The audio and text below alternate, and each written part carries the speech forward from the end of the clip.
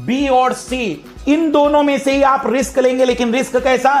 Complete. मास तुक्का कहां लगाया जाएगा? सबसे पहली बात, मास तुक्का जिसे हम कह सकते हैं 15-20 सवाल 25 सवाल पे तुक्के लगाने हैं। सबसे पहली बात, ये कब लगाया जाए? पहला नियम, यदि माइनस मार्किंग नहीं है 100% लगा दीजिए, 100% मास तुक्का लगाइए।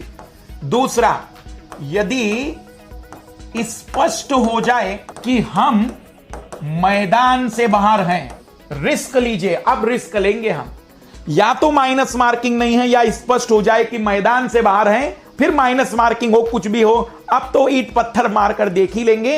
हो सकता है किस्मत पूरी तरह से जोरों पर हो और पूरी तरह से दिन बदल जाए, पर उसके कुछ नियम है, कुछ नियम है। जैसे मास तुक्का लगा रहे हैं, मान लेते हैं कि कंटिन्यू 1 से लेकर 70-75 बड़ी ईमानदारी से किए, पर फिर भी लग नहीं रहा है कि कुछ होगा। आखिरी के 30 सवाल 5 मिनट बचे हैं, तुक्का लगाना है।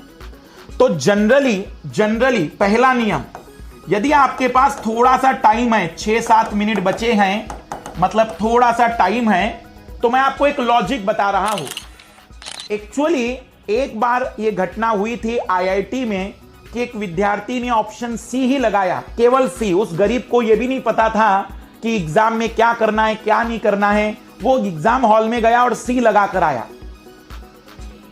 पर वास्तविक रूप से उस साल सी ऑप्शन 53 क्वेश्चनों में था, 53 क्वेश्चनों में।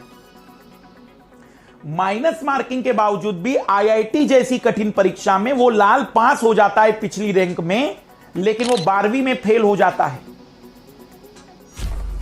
और जब इस बात का इन्वेस्टिगेशन हुआ तो क्लियर हुआ कि उस साल पेपर बनाने वाले ने सी ही लगा दिया था। इसके बाद एक नियम बनाया, एक जनरलाइज कर दिया गया कि 100 प्रश्न अगर हैं, 100 प्रश्न यदि हैं, तो ऑप्शन ए को 25 क्वेश्चनों तक का वेटेज मिलेगा, ऑप्शन बी को 25 क्वेश्चनों तक का वेटेज मिलेगा, सी को 25-26 तक का वेटेज मिलेगा, और डी को भी 24-25 तक का वेटेज रहता है। तो यदि आप लोगों के पास थोड़ा सा टाइम है, तो एक बार चेक कर लो कि आपने ए कितने में लगाया है, बी कितने में लगाया है, सी कितने में लगाया है, डी कितने में लगाया है, और जो सबसे कम लगाया है, मान लो ए आपने केवल 11 बार लगाया है, इसका मतलब अब बचे हुए सवालों में ए लगा दीजिए, ला लो। फिर सबसे कम जो लगाया होगा वो बचा हुआ ऑप्शन है और उसी का वेटेज बचा हुआ है, आप रिस्क ले सकते हैं ए में। पर मेरे लालो मान लो कि इतना भी टाइम नहीं है, इतना भी टाइम नहीं, गिनने का भी टाइम नहीं बचा है, मास्टर पेपर छीनते हुए आ रहा है, जैसे कि उस मास्टर को पेपर छीनने के बाद स्वर्ग की प्राप्ति होने वाली है। कुछ ऐसे भी एग्जामिनर होते हैं, और मान लो कि 3-4 मिनट का समय लगा है, तो बी और सी इन दोनों में से ही आप रिस्क लेंगे, लेकिन रिस्क कैसा? कंप्लीट बी या कंप्लीट सी। आप ऐसा नहीं कहेंगे बी सी, ऐसे नहीं, कंप्लीट बी या कंप्लीट सी ले लीजिए फिर रिस्क आप। क्योंकि बी और सी में अभी भी देखा गया है कि 28 से 30 क्वेश्चनों तक ऑप्शन बी और सी चला जाता है, 28 से 30 क्वेश्चनों तक ऑप्शन बी और सी चला जाता है।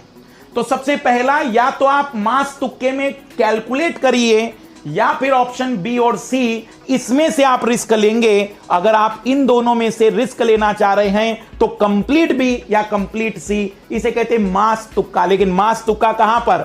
ऋणात्मक अंक नहीं है, या फिर स्पष्ट हो जाए कि हम मैदान से बाहर हो गए हैं, तो ही इन परिस्थितियों में मास तुक्के का सहारा उपयोग करिएगा। वो